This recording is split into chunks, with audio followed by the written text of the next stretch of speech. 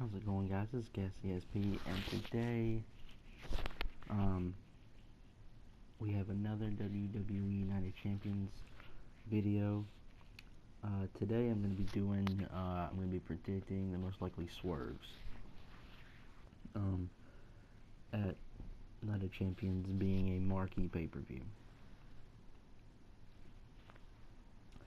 The 2015 edition of Night of Champions pay-per-view from Houston, Texas will take place on September 20th, which is next Sunday. And obviously, as always, the universe is going to be excited for potential swerves.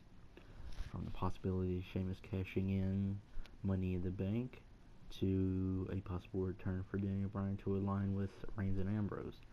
There will be several opportunities for the creative team to throw wrestling fans a curveball. Will they do it? We won't know that yet. Here are some of the most likely swerves that can take place at Night of Champions. Will Rollins keep both titles?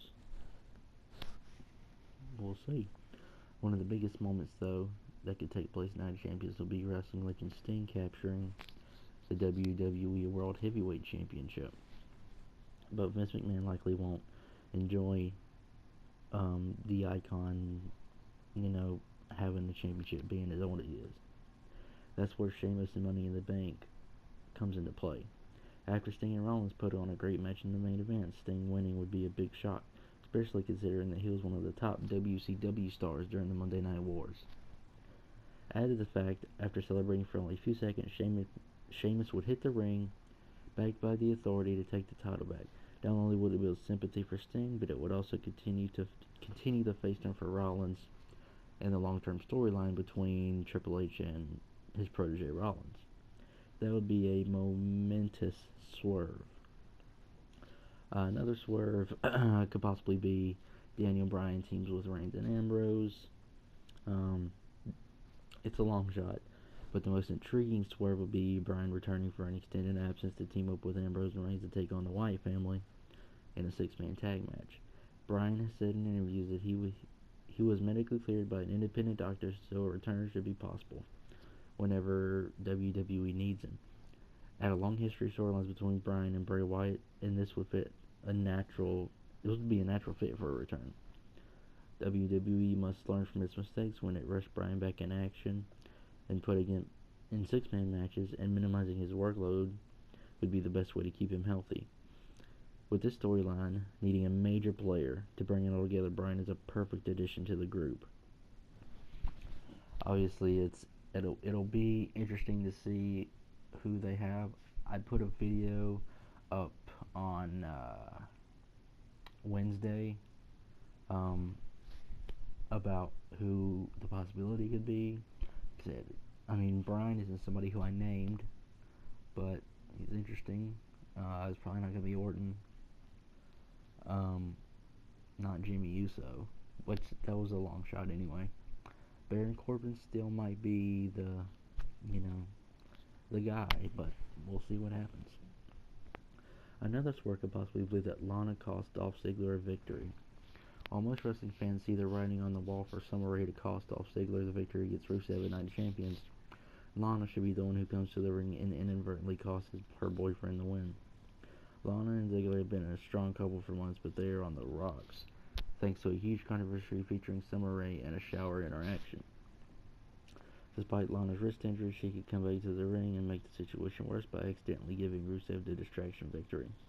In the short term, the outcome could further convolute the complicated storyline, but hope that it's not very long term, because obviously it's just like the CM Punk, Daniel Bryan, and AJ Lee,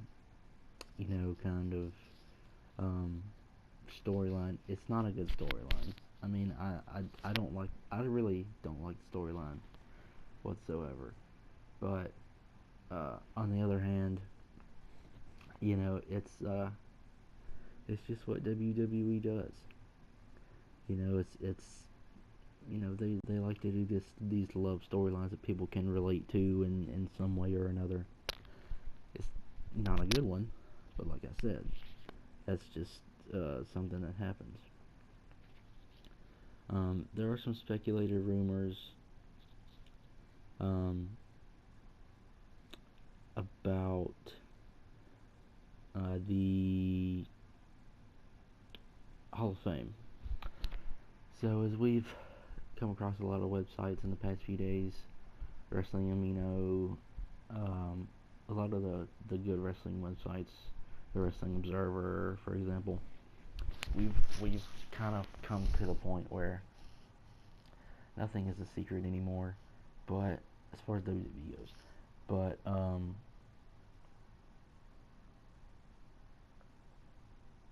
it's a possibility. Do not quote me on this, but it is a definite possibility that the Hardy Boys could come back in 2016. It might just be Jeff, because I think Matt's on a good run in TNA right now. Probably the best singles run he's had in a company before. So, also, Seth Rollins and Night of Champions. Getting his win back might not be the only familiar thing you see in the face who runs the place in Houston. It's up for debate whether or not Sting and the WWE title will be the opener, but it looks like it's a lot to go on before the U.S. Championship match, which is the second of Rollins' matches, will be the main event.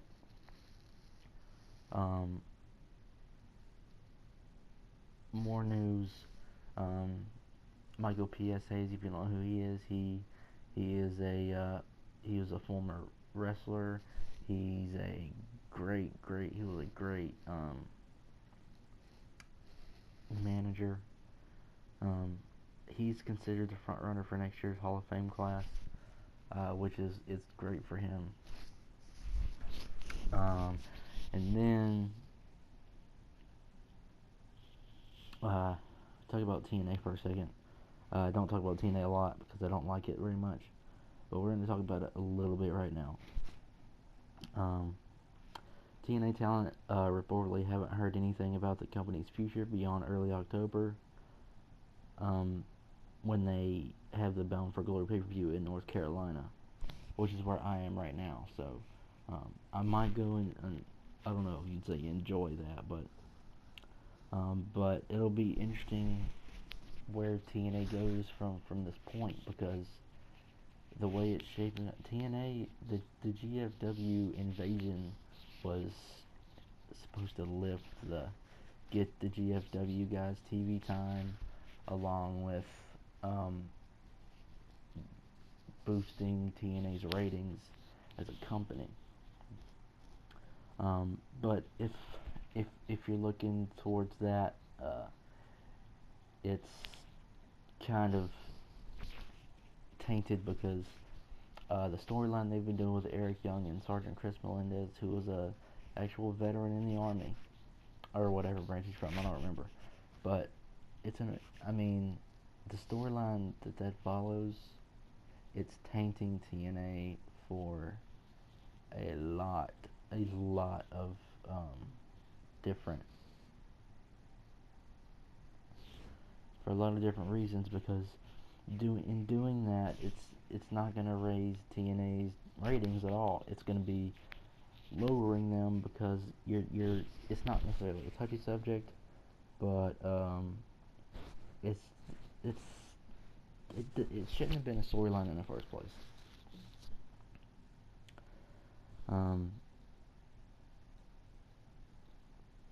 Okay, and then I think the last thing I'm going to do here for today until the next video on Sunday is the main event, which this is huge, but it's been announced. I don't have the best sources, obviously, but it's been announced that it'll be Sasha Banks versus Bayley as the main event of NXT TakeOver, which is incredible. I mean, it's the fact that Divas, they co-main evented the last TakeOver in Brooklyn, and the fact that they're going to be able to be the main event at this takeover, this next takeover, is incredible. I mean, women have come a long way. I mean, I always thought that the divas, which really shouldn't even be called divas, but the divas have always been, they were just never booked right, and they have so much great talent. Um, the Bellas don't count because the Bellas are, I don't think they're very good wrestlers, or Eva Marie, but people like Bayley, Alexa Bliss, Charlotte, Becky Lynch, Paige, um, Sasha Banks, people like that. It's good for wrestling that it's like that. Um, and also the Total Divas uh, cast change because um, Cameron is being replaced by one of the girls from Tough Enough, not the winner, one of the girls from Tough Enough. So it should be interesting. There's no wrestling on tonight, obviously. SmackDown was last night. Next up, we have Raw on the road to Night of Champions. So we shall see what happens there. Um, and yeah, guys. I mean, it's wrestling's going in a good place. I think they're on the path to success. But anyways, guys, that's the video for today. Another wrestling video coming Sunday. Remember, I upload wrestling stuff every Wednesday, Friday, and Sunday. So make sure you check all of those out. And I'll see you guys later, and wrestle on.